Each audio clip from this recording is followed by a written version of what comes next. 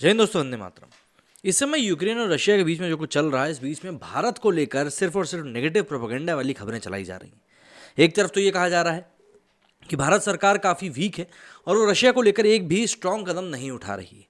वहीं पर जिन स्टूडेंट्स का इवैक्यूएशन करवाया जा रहा है, वही स्टूडेंट्स, मतलब इसको एहसान फरामोशी कहें या क्या कहें, वही स्टूडेंट भारत सरकार के ऊपर आरोप लगा रहे हैं कि भैया देखिए, हमें ये लोग बंबई तक लेके आ गए लेकिन अब घर तक नहीं छोड़ रहे हैं।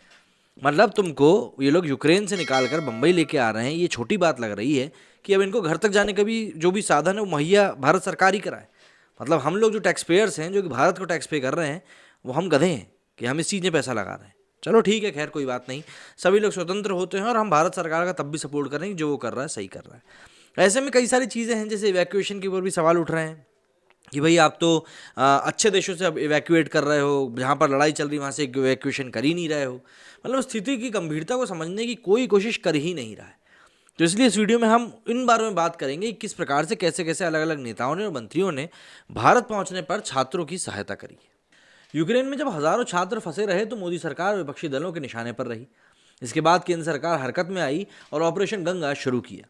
सरकार ने रोमानिया, हंगरी और पोलैंड के रास्ते छात्रों को लाने के लिए 8 मार्च तक फ्लाइट का शेड्यूल जारी कर दिया। अब बड़ी संख्या में छात्र रोजाना भारत लाए जा रहे हैं। विदेश मंत्रालय के अनुसार अब तक करीब 6400 छात्र भारत लाए जा चुके हैं।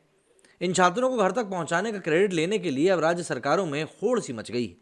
यूक्रेन से लौटे छात्रों को कोई राज्य 5 स्टार होटल जैसी सुविधाएं दे रहा है, तो किसी राज्य का कैबिनेट मिनिस्टर उन्हें खुद रिसीव करने के लिए एयरपोर्ट पहुंच रहा है। कुछ राज्यों ने फ्लाइट का इंतजाम किया है तो कुछ ने लग्जरी गाड़ियां लगाई हैं, जिनमें बैठाकर छात्रों को घर पहुंचाया जा रहा है। वहीं नरेंद्र मोदी सरकार ने 4 मंत्रियों को अलग अलग देशों में भेजा है। 20 केंद्रीय मंत्रियों को देश के विभिन्न एयरपोर्टों पर लगाया है, जो विदेश से लौटने वाले छात्रों का स्वागत कर रहे हैं। देश के रक्षा राज्य मंत्री अजय भट्ट खुद बुधवार को रात से ही गाजियाबाद के हिंडन एयरबेस पर मौजूद रहे। गुरुवार को दिल्ली के इंदिरा गांधी इंटरनेशनल एयरपोर्ट पर 31 और गाजियाबाद के हिंडन एयरबेस पर 11 छात्र राजस्थान के आए थे।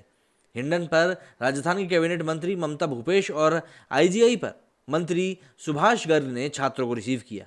यहाँ से सभी छात्रों को लग्जरी गाड़ियों में बैठाकर दिल्ली के राजस्थान हाउस में लेकर जाया गया।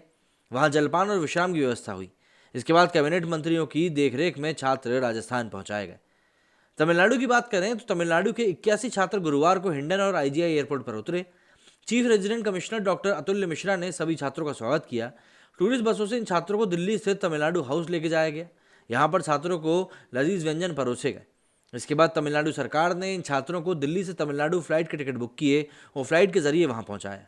वहाँ की एयरपोर्ट पर राज्य सरकार की गाड़ियाँ पहले से ही खड़ी थी। इन गाड़ियों से छात्रों को घर तक पहुँचाने की व्यवस्था हुई।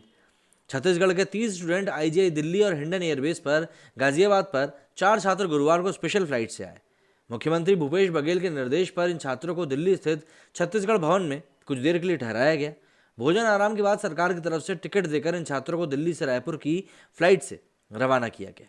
असम के मोहम्मद पाकिजा अहमद, हिमज्योति तालुकदार भारतीय वायुसेना के C-17 ग्लोबमास्टर से गुरुवार को हिंडन एयरबेस पर उतरे।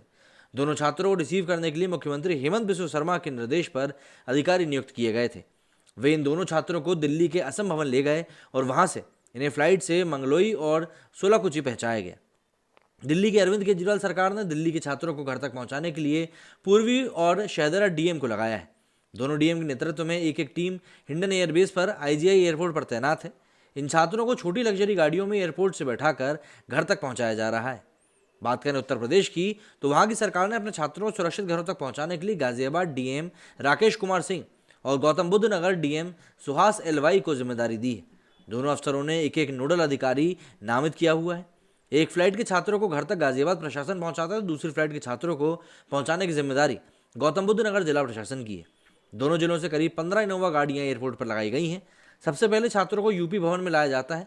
यहाँ नाश्ता खाना कराने के बाद अधिकारी इन्हें इनोवा में बिठाकर घर तक छोड़कर आते हैं। अब इसको आप चाटुकारिता कह सकते हैं या फिर आप ये भी कह सकते हैं कि सरकार सही तरीके से काम कर रही है, स्ट्रक्चर्ड तरीके से काम कर रही है और ये सुनिश्चित कर रही है कि उनके राज्य के जो बच्चे हैं वो सही सलामत घरों तक पहुंच जाए। अब देखिए, इतने बड़े मिशन में थोड़ी बहुत भूल चूक तो हो ही जाती है। ऐसे में राई का पहाड़ बनाना ऐसे समय पर सही नहीं होता है। सरकारें जो काम कर रही हैं आपको उसे अप्रिशिएट करना चाहिए, क्योंकि हम पाकिस्तान जैसे देश को भी देख रहे हैं जहां अपने बच्चों को, मतलब हम वुहान के टाइम पे भी देख चुके हैं। उस टाइम ही पाकिस्तान ने कह दिया था कि भैया जो होगा देखा जाएगा, आप अपने हाल पे रहो, और भारत ने अपने छात्रों को वहाँ से भी निकाला था। तो इस तरीके से आप देखें तो ऑल इन ऑल भारत सरकार अपनी तरफ से काफ़ी काम कर रही है। और मेरा कहना तो सीधा ऐसा यही है कि भैया चलो ठीक है, आपको अप्रिशिएट नहीं करना है तो मत करो, लेकिन गलत बातें बोलकर भ्रामक खबरें ना फैलाओ। मेरे सुनिए फिलहाल इतना ही। जय हिंद, जय भारत।